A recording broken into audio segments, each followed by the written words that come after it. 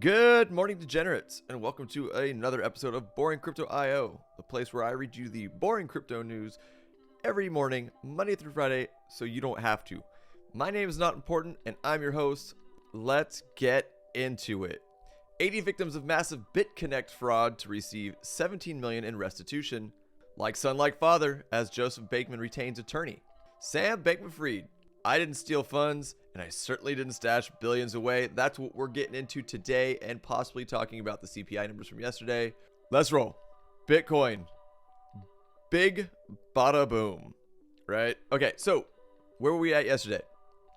We were talking about this with this. I'm an idiot. No, all right, we were talking about running up into this trend line, potentially seeing what would happen if we broke out of it. But we did have a bit of a pump. Let's look at it on the 4 hours so we can get more of an idea of what kind of movements we were looking at.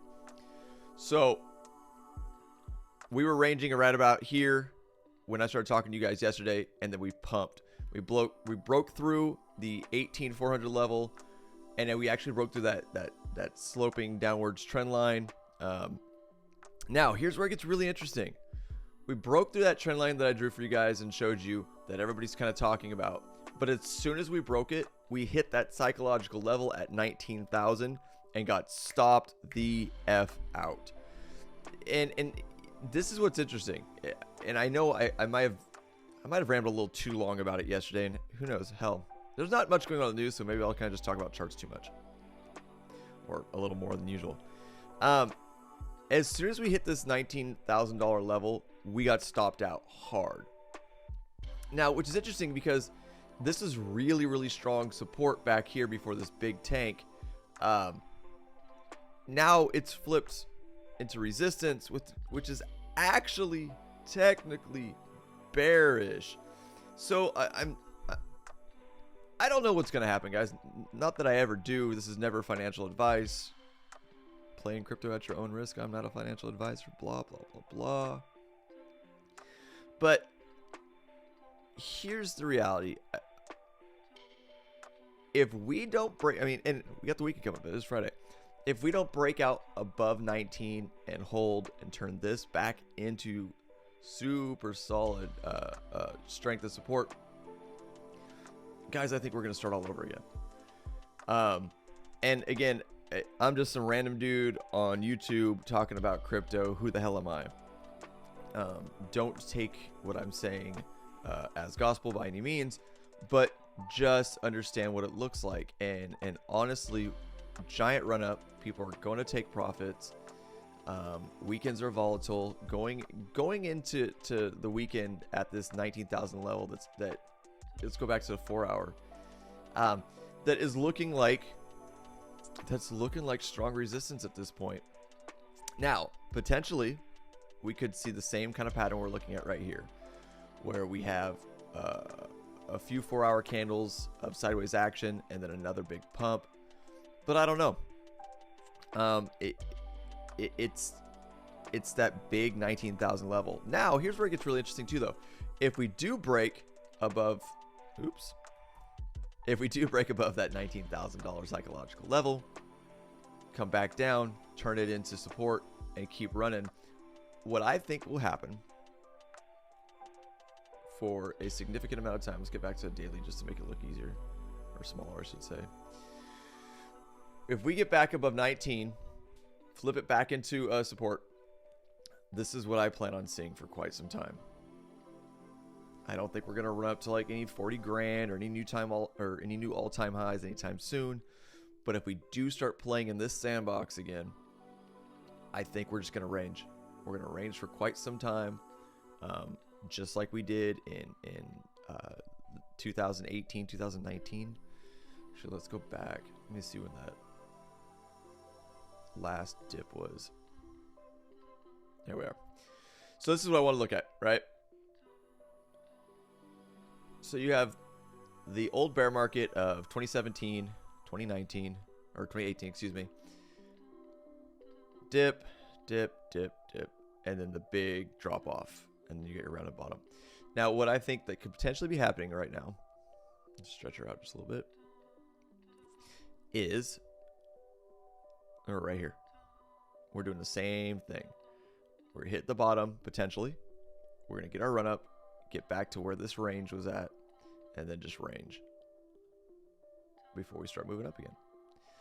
And again, I mean, I don't know how many days was it from the bottom before we started getting up past this cliff.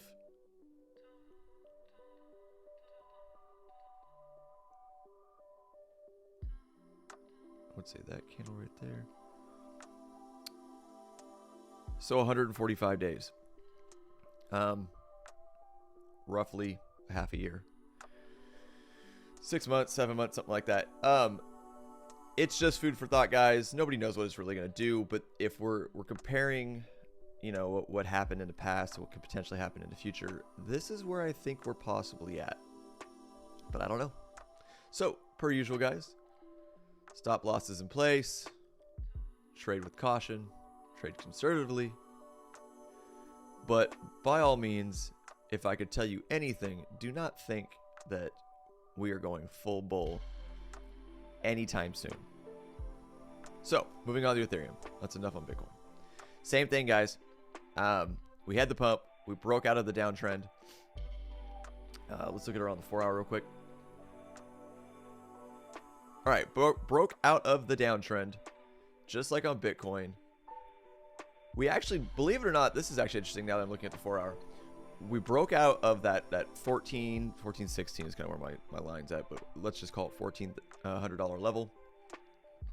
We broke out of it. We actually retested the downtrend, turned it into support, bounced up, broke out of that $14,000 level, came up, retested, and then broke back down underneath it. So I'm looking at this the exact same way I'm looking at Bitcoin. Clearly that $14,000, $15,000, or excuse me, $1,400, $1,500 level is psychological. It's something that, you know, just people like round numbers, man. I guess I get it. But if we can't get up here back into this 16.8, above 15 basically is what I'm getting at. What I think could potentially happen for the next half a year, March, April, May, June, July, something like that, we're going to just start range. We're going to get above this nasty low stuff, and we're going to get around this area and just start ranging. And that's what I'm seeing. There's a million ways you can look at charts, guys, but this is, I try and keep it as simple as possible. I keep it strength resistance levels. Sometimes I look at trends, sometimes I look at patterns, but not that often. Just strength and resistance levels. And it seems to work for me. It's what I do. Again, not financial advice. Trade your own risk. Do your own research. But that's what I'm saying. The goal that we're seeing on both Bitcoin and Ethereum is these resistance levels. If we can flip these into support, maybe we can get a little bit more of a run, and then we're going to range sideways for quite some time. That's what I'm assuming. That's what I'm seeing. That's what the past has shown me. I don't know. No one does. Don't let anyone tell you they do. All right, moving on. 800 victims of massive Bitconnect fraud to receive $17 million in restitution. If you're new here in the crypto space and you don't know what Bitconnect is, I strongly recommend, just for shits and giggles, you go look up Bitconnect. Bitconnect, from what I remember too, because this is a good amount of time ago, it was like the MLM of crypto. And it was interesting. And if you don't know, a multi-level marketing company, I hate to use the word pyramid scheme because technically a pyramid scheme doesn't have any product or service, and it's robbing Peter to pay Paul, and there's no product or service offered. It's just all on hype. So, and I haven't done that much research on Bitconnect if there was no product service involved, but the model was multi-level marketing, if I remember correctly. A lot of people lost money. There was a lot of YouTubers pumping it. A lot of YouTubers pumping it on YouTube. I'm an idiot. But there was a lot of people talking about it. A lot of people got in trouble. And a lot of people continued to pump it, if I remember correctly, even after it tanked and was going under investigation. Don't quote me on that. But it was just one of those things where it's like, now it's a big meme in the space. So let's go on with the story. The millions will be distributed among the select number of victims, but thousands more were impacted by the $2.4 billion fraudulent scheme. A group of crypto fraud victims of the Bitconnect investment scheme will see some respite from the multi-billion-dollar fraud scheme after a court ordered they receive a share in a $17 million restitution. The United States District Court of Southern District of California ordered the restitution for the massive scheme on January 12th, according to a release on the same day by the Department of Justice. Around 800 victims of the scheme from 40 countries will be able to receive a small slice of the $17 million restitution, a term that refers to returning property or the monetary value of losses to the proper owner. The DOJ statement noted that Bitconnect was a purported crypto lending platform that tutored proprietary technology, including the Bitconnect trading bot and volatility software that claimed would net investors guaranteed returns. It promised a return It promised a return. I think that should be 2. It promised to return an average daily compounding interest of 1% or 3,700% annually. Investors would trade in Bitcoin and receive Bitconnect coin, BCC, in return, which could be lent out at varying rates of interest. Give us your Bitcoin, we're going to give you our shit. However, the whole platform turned out to be a textbook Ponzi scheme, with early investors paid in funds supplied by new investors, the DOJ wrote. The crypto platform launched in 2016 but collapsed in 2018 after pilfering $2.4 billion from over 4,000 people from 95 countries. The alleged founder of Bitconnect, Satish Kum... Hell of a Friday, y'all. Satish Kumbhani was charged by the DOJ in February. He is also subject to a police investigation in India, and his whereabouts are currently unknown because someone will probably try and off this dude. The top US-based Bitconnect promoter, Glenn Arcaro, pleaded guilty to wire fraud conspiracy charges in September of 2021 and was ordered to pay back $24 million to investors. According to the DOJ, Arcaro and others used 15% of Bitconnect investor money on a... They didn't even split the space in. ONA. Investor money on a slush fund used to benefit its owners and other promoters. On September 16th of 2022, Arcaro was sentenced to 38 months in prison for his participation in Bitconnect. A slap on the wrist, if you ask me. I always find it interesting that these guys do all this crazy fraud and the money is gone, and then all of a sudden they're like, oh, but he's got $24 million to pay back. What? It's always interesting. They always get away with a little bit of something, right? So again, it's interesting to see that some people might get their money back who I have no idea. Probably no like small fish retail investors like myself, which is unfortunate. It's probably big whales with pull and large legal backings, etc., etc. But who knows? But it is cool to see that, you know, people doing dog shit out there getting thrown in jail. Moving on. Speaking of dog shit, Sam and his family are back in the news. Like son, like father, as Joseph Bankman retains attorney. Sam Bankman-Fried's father reportedly advised his son on matters related to lobbying lawmakers in Washington, D.C., and may now be cooperating with prosecutors. Absolutely. They're throwing their son under the bus. They are pure evil, y'all. Joseph Bankman, the father of former FTX CEO Sam Bankman-Fried, has reportedly hired an attorney as the criminal case against his son moves forward. According to January 12th report from Reuters, is that Reuters? Bankman-Fried retained Sean Hecker of New York-based law firm Kaplan Hecker and Fink LLP.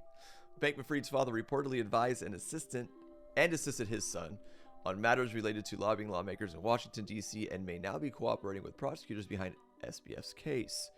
It's unclear at the time of publication whether Bankman has any criminal or civil liability related to the collapse of FTX, and what information, if any, he may have provided to authorities. On January 3rd, Bankman-Fried pleaded not guilty to all criminal charges he's facing related to allegations of fraud at FTX. Former Alameda Research CEO Caroline Ellison and FTX co-founder Gary Wang have already pleaded guilty to similar charges.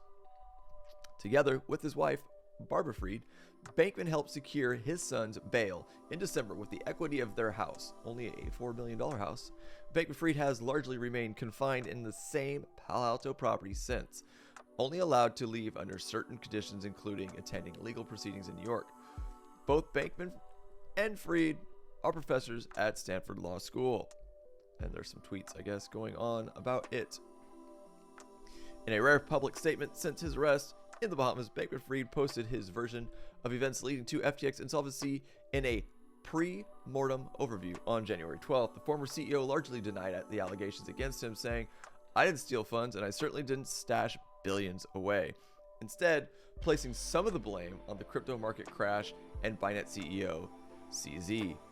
Bullshit. Sorry, calling it out. Bankman-Fried's criminal trial is scheduled to begin in October. Fun. We've got almost a year to wait. Oh, per usual, guys. What do you think? I mean, I think the dude's slimy as shit, but I do think he was kind of a pawn. The more and more I hear about it, the more and more I see in the news about his parents. Look, this is my personal opinion, and it could be 100% wrong. And who knows? It probably is.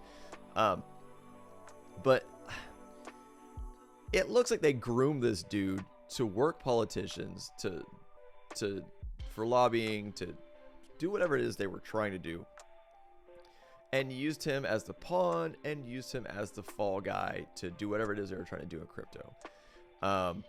And fall guy he is. I mean, with Wang and Ellison, I mean, they've already pleaded guilty. And I'm sure they're dropping all sorts of information about Sam. Anyways, I digress. My point, what do you guys think? Do you think Sam was not necessarily innocent, but just, a pawn doing what his parents were telling him to do? Do you think he knew what he was doing? Outside of that, let me know in the comments below. Are you guys over this shit? Let's be real. Should I keep, it's nothing new. Every time I see one of these reports pop up, it's not like it's anything super serious or new that's like groundbreaking or that's going to change the story or where the situation is headed. So if you guys are over me talking about Sam, by all means let me know in the comments below, because I won't bring it up anymore. But I think it's what people want to hear and want me to read and bring up in the news. So I read them. I read it. I read the reports. But if it's not something you want, let me know, because I don't mind moving on to other stuff. So, last but not least, news story. Sam. Oh, Sam. Last one for the Friday, guys. It's the last one. Sam Bankman-Fried. I didn't steal funds, and I certainly didn't stash billions away. Right. The former FTX leader denied any involvement regarding the allegations that Alameda had used FTX customer funds and said he was pressured into naming John Ray as CEO. Oh, poor little Sam. He's so innocent. Former FTX CEO Sam Bankman-Fried has largely denied the allegations against him in a pre-mortem overview of the crypto exchange's insolvency. In a January 12th post on Substack, Bankman-Fried claimed there was a path forward for customers of certain companies under the FTX umbrella to be made whole following firm's bankruptcy. According to the former CEO, FTX US had been fully solvent at the time the firm filed a Chapter 11 bankruptcy with roughly $350 million in cash on hand. Bankman-Fried added that FTX International had roughly $8 billion in assets at the time John Ray took over as CEO, and he pledged to use nearly all of his personal assets in an effort to reimburse users. Didn't the dude say he only had $100K in the bank? I don't know what other hard assets he might have to liquidate, but he was making it out like he was a poor little man. They're actually talking about it right here. Moving on, I'm sorry. Following FTX filing for bankruptcy, the former CEO claimed to have had only $100,000 in his bank account and later relied on his parents to put up their home for bail as a part of the criminal case. So, I know, I'm being way too opinionated on this, guys. I'm just going to read it. I'm sorry. In regards to the allegations, Alameda had access to FTX users' funds without their knowledge or consent. At the center of the criminal charges against him, Bankman-Fried denied any involvement, saying, "I didn't steal funds, and I certainly didn't stash billions away. Nearly all of my assets were, and still are, utilizable to backstop FTX customers." Oh, and it goes into a tweet where he's showing fucking line items. Excuse my language. The dude's showing line items as if from like a Google spreadsheet, as if we're gonna go, oh, As if it proves anything. Anybody can make a Google spreadsheet and put line items up. So funny. Here's my evidence. Bankman-Fried pointed to law firm Sullivan and Crowell and the FTX US General Counsel as parties who pressured him into naming John Ray as the CEO of FTX prior to the firm's bankruptcy, seemingly disrupting a path toward making affected users substantially whole. He largely laid the blame for FTX bankruptcy on the crypto market crash of 2022 and a months-long PR campaign against FTX by Binance CEO CZ. Dude, this dude is just no admission of guilt. No, yeah, all he's ever said is, I just didn't know and I was negligent and it's everyone else's fault. As Alameda became illiquid, FTX International did as well, because Alameda had a margin position open on FTX, and the run on the bank turned that illiquidity into insolvency, said Bankman-Fried. No funds were stolen. Alameda lost money due to a market crash it was not adequately hedged for, as Three Arrows and others have this year. Bankman-Fried has pled not guilty to 8 criminal charges in his case, including alleged violations of campaign finance laws and wire fraud. Former Alameda Research CEO Caroline Ellison and FTX co-founder Gary Wang have already pleaded guilty. This is exactly how they wrapped up the last article. Guilty to related charges. SBF's trial is scheduled to begin in October. Yeah, guys, I mean, the Sam stories are kind of like kicking at a dead horse. If you want me to continue reading this stuff and looking for SBF news, let me know. If not, I won't. No big deal. But last but not least, I'm not really going to go into, but we did talk yesterday about the CPI numbers coming out. We did have volatility based on the CPI numbers. Here's what we got. Inflation has dropped 0.1%, which is interesting. So what we ended up having is that if you remember from the video yesterday, people were projecting a 6.5% on the CPI numbers, and that's exactly what we got. What does that mean in a market, in my opinion? Well, simply, without spending too much time diving into it, the market favors knowing what's going to happen. It wasn't higher than they expected.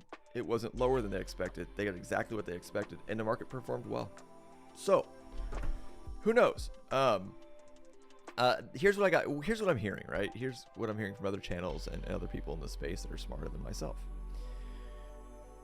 We've expected and been talking about a big doom and gloom recession. The macro environment has been super negative and super scary. Like 2008, real estate crash, etc., etc. Now I'm seeing the conversation kind of shift. People aren't sure that we'll get that now. And what I mean by that is, so markets hate uncertainty, right? Markets hate when they can't predict what may or may not happen. We've grown accustomed to these rate hikes coming in from the Fed now.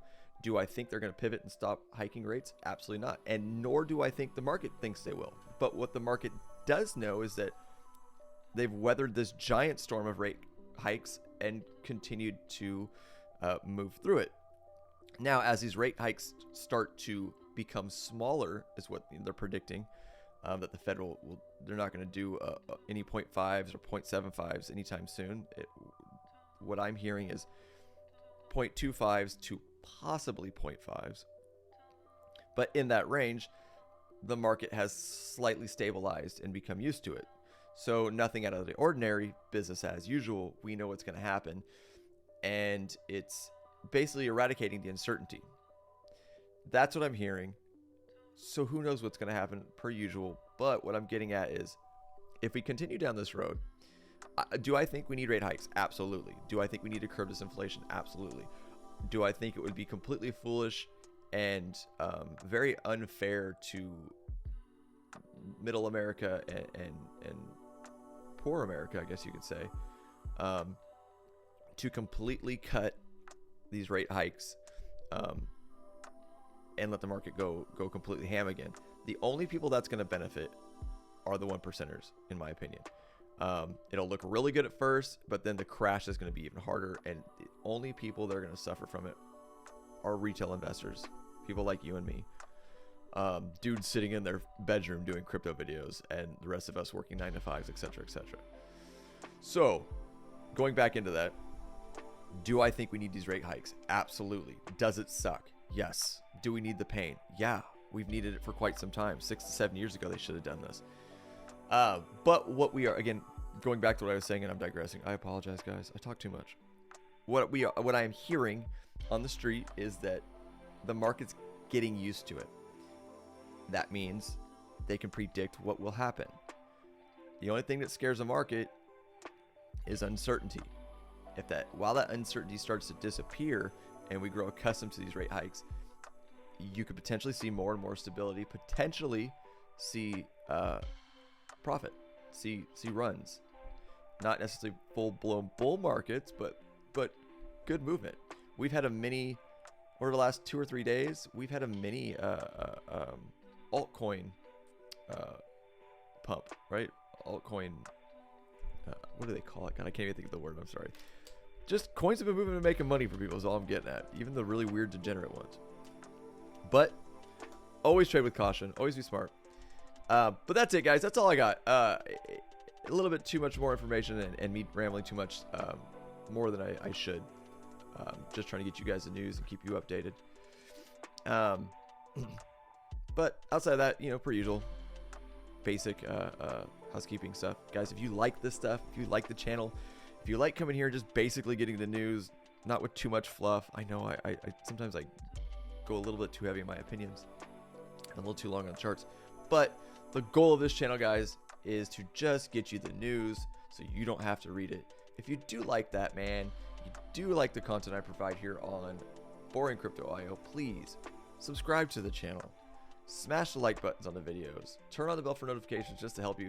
And honestly, I don't even know if that bell works, man, because there's plenty of channels that I am subscribed to and have the bell turned on that I don't even get notifications for when they go on anymore. But outside of that, if you are here, I thank you. If you're new, welcome. And go enjoy your weekend. If you are going to trade this weekend, tight stop losses, trade conservatively, and I will see you guys bright and early Monday morning. I am out of here.